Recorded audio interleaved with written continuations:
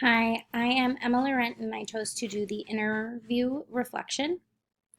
This is the center that I work at, Yahara River Learning Center. This is our um, motto where love grows and children learn.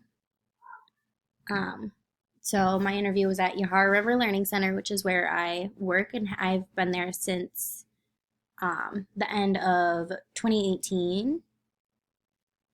We serve children from 1 year old up to our after school program, and that is including our 4K program, which is through the school district. The center opened up the, I think it was actually 2017 now that I'm thinking about it.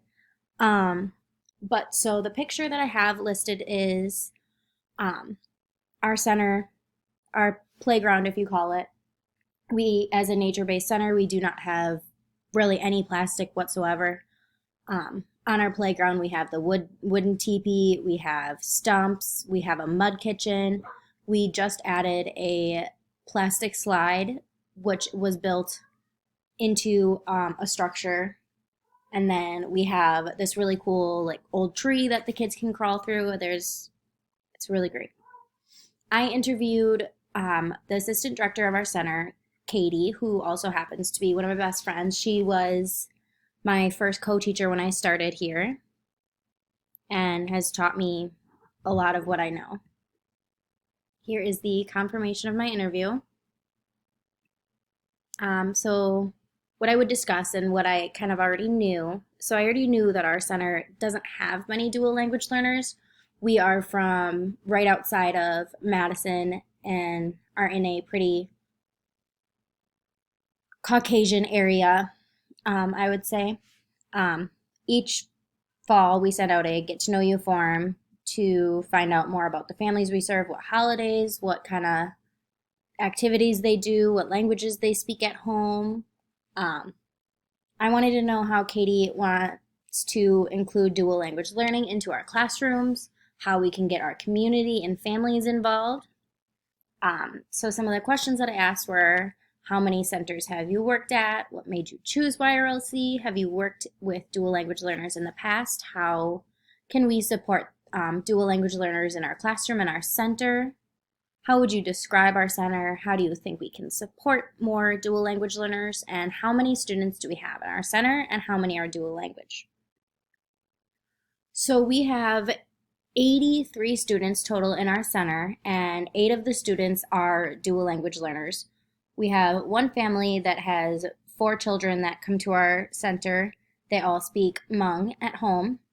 Um, their dad was raised Hmong, mom was not. She knows the language as she is also Hmong, but dad just practiced it more, so they speak both at home. And then we have one family of with 2 students that speak Polish as home at home as their mom is from Poland. Um, then we have one family who has one child in our care that speaks German fluently at home.